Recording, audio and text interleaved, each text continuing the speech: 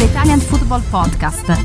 Well, the big question is now, he's obviously under big pressure, and that is, if Milan lose the derby to Inter, should Fonseca be sacked? I've been speaking to a few people that are kind of close to the ground, and they do feel that if Milan lose heavily to Inter, that there is definitely a big risk that Fonseca will be sacked.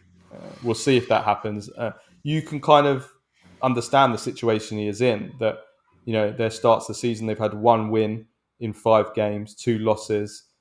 All these problems that we've discussed structurally, the problems with the players. You've got to remember that the dressing room is important, and when there's such a big controversy with what happened with Rafael Leao and Theo Hernandez refusing to come over for the cooling break against Lazio. I'm sorry, but that doesn't. You can't just forget that. That wouldn't happen with a coach that has the trust and respect of his players. That's a lack of respect. He's obviously unpopular with the fans. They didn't want him in the first place. The team were booed off the pitch after the Liverpool game.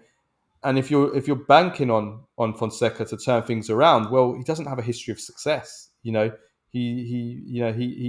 okay with some of the lesser teams, yes, but he's not won anything really with any big teams. So I think that the decision will be there to be made if they lose to Inter in the derby.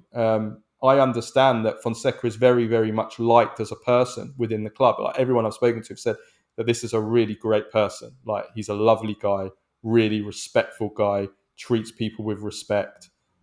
He has good relationships with everyone within the club. Maybe he's too nice. Maybe that's the reason why he hasn't got the respect of the players, because being too nice, sometimes you can't handle big personalities when you're too much of a nice guy. You need to have a little bit of fear there to command respect sometimes, or at least be able to handle yourself. I don't know. What do you think? Do you think if Milan lose to Inter that he could be sacked? I think it depends on the manner of the defeat, should they lose. I'm not entirely convinced they will lose. I think it's going to be much tighter than people think, because Inter are also very inconsistent. Have had a rather inconsistent start to the season.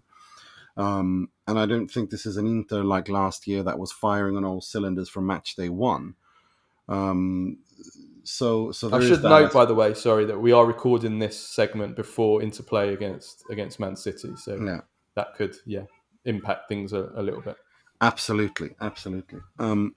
But I still think that regardless, an Inter, and there is that aspect as well. Inter play Manchester City a day later than Milan, so there's going to be fatigue involved as well. Away, and away. So it's I don't expect a blowout win by any stretch of the imagination. I expect this to be a rather tight game, to be honest. So I actually don't think. I think it's going to be a draw, and also the fact, like I said, that Milan players, there's going to be a question of pride here.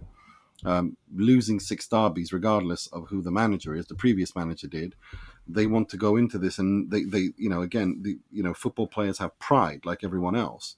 They watched Inter win the Scudetto and the second star in their faces, literally, and that on the back of winning a previous 5 derbies, including a doubleheader in the Champions League semi-final.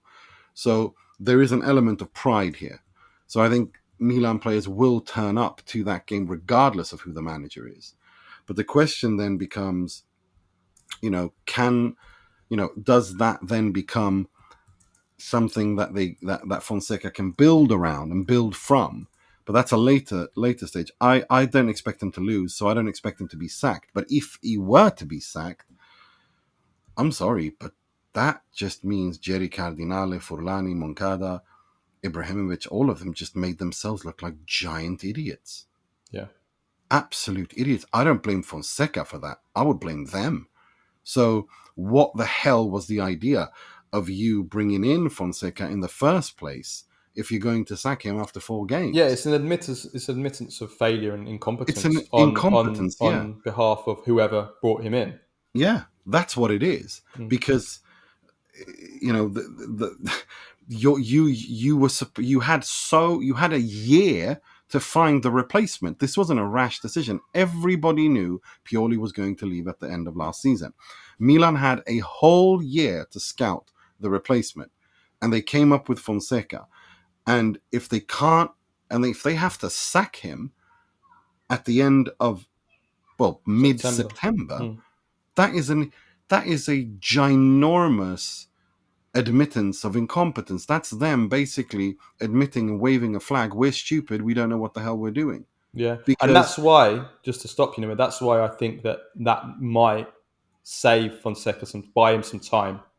That, along with the fact that he is such a nice guy, and that might buy him some time. In that, we really don't want to sack someone who is such a good person. That might buy him a little bit more time, and also we don't want to sack someone who, well, if we sack him, then that puts our own positions under threat. The fans are going to be coming after us. Exactly. That's what I'm thinking, because the fans have every right to come after them at that point, because even the people who want Fonseca to stay and the people who will attack them saying exactly what I just said now, saying, hang on, what was the idea then? You had a year to prepare. This is the guy. And then you showed no patience whatsoever, got rid of him. And then you have the other people who go, you absolutely blithering idiots. You had a year to prepare. You brought the guy that nobody wanted. And this was completely predictable. You're all incompetent, but you're all incompetent at your jobs, and that's going to be the conclusion that all Milan fans make, regardless of if you're pro Fonseca or anti Fonseca. Yeah. So it's a completely insane situation. It's a tough one. It's a tough one, because at the same time, how many more games do you give him? Do you wait until November, when you're 13, 14 games in? That's it. You wait too long, and then the season's over, and then the person that comes in is what's he playing for? Top 4. Yeah, that's exactly what they're playing for. But I mean, you have to consider the fixtures coming up, and that could potentially buy some time for Fonseca, because Milan have a very hard run of fixtures coming up. I mean, obviously they have Inter away in the derby, then they have Lecce at home. Then they have Leverkusen away, match day 2 of the Champions League. Fiorentina away. Then it's the international break. After that international break in October, you've got Udinese at home, Club Brugge at home, Bologna away. Then you've got Napoli at home, Monza away, then Real Madrid away, then Cagliari away, then the international break, and then Juventus at home immediately after the November international break. So, among those, there's a lot of very, very tough fixtures. You've got Inter, Juventus, and Napoli there in the next couple of months. And you also have Leverkusen away and Real Madrid away in the next 3 Champions League fixtures. So you're looking at the potential there. I mean, realistically, if you're betting now, you're saying Milan from their first four of the 8 Champions League fixtures, Milan probably have at best 3 points. So like the decision to, I mean, they've got the last 4 games are all very, on paper, you think they should win, although you can't bank on Milan on anything now. But the point I want to make is that if you're making a decision on whether to sack Fonseca and bring in a new coach, do you want to bring in a new coach who's then thrown in to all these difficult games, or do you want to wait a little bit and decide, well, if we are going to bring in a new coach, we bring him in maybe after these hard games are gone, and then after this Juventus game at home in November, there's actually quite an easy run of fixtures. 4, on paper, pretty easy Champions League games, some much easier Serie A games, and the new coach can really build some momentum. And do you know what I mean? That's a decision that often clubs make. They don't want to appoint the new manager until the hard run is over. But like you said, if you wait too long, by the time they appoint the new manager, the season could be over already. So it's a tough one, isn't it? It's what do you do? It's very hard. But it's crazy that we're in this position, that we should be having this discussion now. They shouldn't be in this position. I really don't think so. And I think it's been very unfair on Fonseca too, because they had 12 months. They literally had 12 months to get this right. And even if there were going to be teething issues, regardless of who came in, with Sarri, Fonseca, Conceição, whatever, Even Conte has teething issues whenever he takes over. Everyone has teething. It takes time, right? But for it to look this disjointed, this confused, with the fundamentals you can't even get right, such as defending its set pieces, it's not good. It really is not The good. worrying thing is, again, to use one of your terms, like I don't even see an embryo here. That's the concerning Nothing. thing. Because if you Nothing. see something to I saw it build against on, Venezia. Against Venezia, I did see something. I saw how he wanted to attack in the final phase, and they completely dominated Venezia. But Venezia, look, if Fonseca's brought, I mean, they didn't hire a coach to beat Venezia 4-0. Venezia are a Serie B team, and they gift wrapped 3 of the goals, 2 Yeah, of them penalties, and one a horrendous error by the goalkeeper. I mean, yeah, it's. I don't see an embryo at all. I don't see anything like. If you look at Juventus, for example, like even after those 2 draws, forget the PSV game, and that he was getting some criticism. You still had things that you thought, right, they can build on the fact that their defense is solid, they haven't conceded a goal. exactly. You can build on this. They're having more they're dominating possession, so they're controlling game. Like they've things to build on. Do you know what I mean? Whereas with Fonseca here, after some negative results, you're thinking, right, what can we actually latch on? There is nothing to latch on. And the weird thing is they actually look good in pre-season. Yeah, That's the bizarre thing. They look good in pre-season, and they were using some of the youngsters like Liberali, who's just been abandoned to the. I mean, why? I mean, why not play him? Why? Obviously, they're not going to now because when you're in a crisis, you're not going to throw in youngsters. But no, that would be I horrible. mean, It'd be I don't know irresponsible. what he can change. That's the point I'm making. I don't see what changes he can make in terms of personnel to kind of turn this around. I don't see it. I mean, Morata's back. Hopefully, he can do something because he's got the experience. But yeah, It's a mess. It's an absolute mess. And do you think he but turns it around? What's your feeling? Do you think is there hope here for like Fonseca fans or for Fonseca that he can of be? course there is. Of course, there's hope. There's always hope, but it would require quite a bit of hard discussions and difficult debate and discussions inside that Milan dressing room, where perhaps I think a certain Zlatan Ibrahimovic should be involved. I keep saying this. I know he's a senior director and a senior advisor at Redbird, but he needs to go into that dressing room and back the manager the way that he did for Pioli. I think the key is that. I think the key goes through that. Maybe he just laces his boots and goes there and has a few training sessions with them to start to structure this up.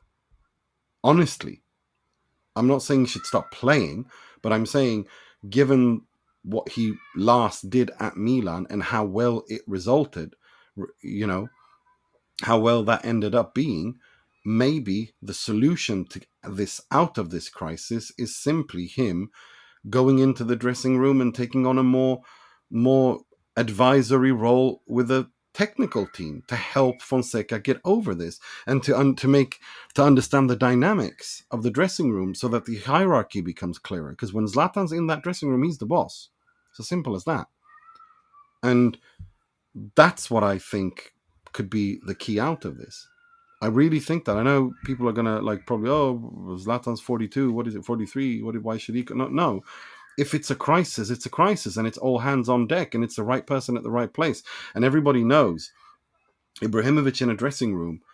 Everybody sorts themselves out because he doesn't accept nonsense. He didn't take it even from Wayne Rooney when at Manchester United, for heaven's sake. That famous clip of Rooney joking about before a game and Zlatan basically telling him to shut the hell up and focus on the game. I mean, this is the winning mentality that he has, and I think at this point, I do think there's hope, but I do think Zlatan needs to be more involved in this aspect.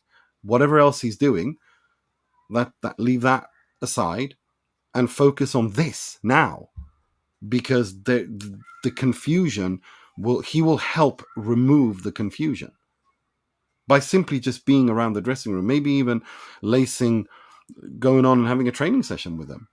No one's expecting him to play, but maybe helping out as part of the technical staff during training. Did you see what I'm saying? Yeah, I mean, possibly, but it's I don't know. At the end of the day, I think these are these are problems on the pitch structurally and tactically that that is for me is the most important, in addition to Yeah, but if he does this if he were to do this, and after he were to do this, it still looks just as confused, then it's on Fonseca. I'm not saying that it's not now. I'm just saying, well, then at least you would have given him a fair chance. But as things are right now, he feels very, very left alone. He feels completely abandoned, and I don't think that's very fair to him. Even though I was completely against his appointment, and I didn't think he could. He's who I would have gone for. I would have gone for Sarri or Conte. If you're going to break, or if you want to continue, you take someone who's an evolution, or you break completely by bringing in Conte. They didn't want to bring in Conte, fine, but my issue with Fonseca has been partly what you're seeing, but I can't blame him too much because I feel that this is a man that's been completely abandoned. After big characters left that dressing room, like Olivier Giroud was. Yeah. So, and also surrounding Milan as a club as well, where we saw Zvonimir Boban tongue in cheek or whatever it was, saying to Zlatan, whatever your role is, I hope that you know what it is, even if people outside don't know what it is.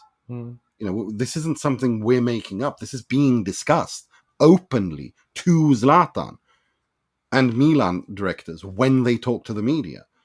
So it's serious, and it should be taken seriously. And I think the only way out of this is drastic times need drastic measures. And one drastic measure might be that Zlatan one last time has to lace up his boots and go into that dressing room and start kicking ass. Yeah, for sure. Very simply put. Yeah, for sure.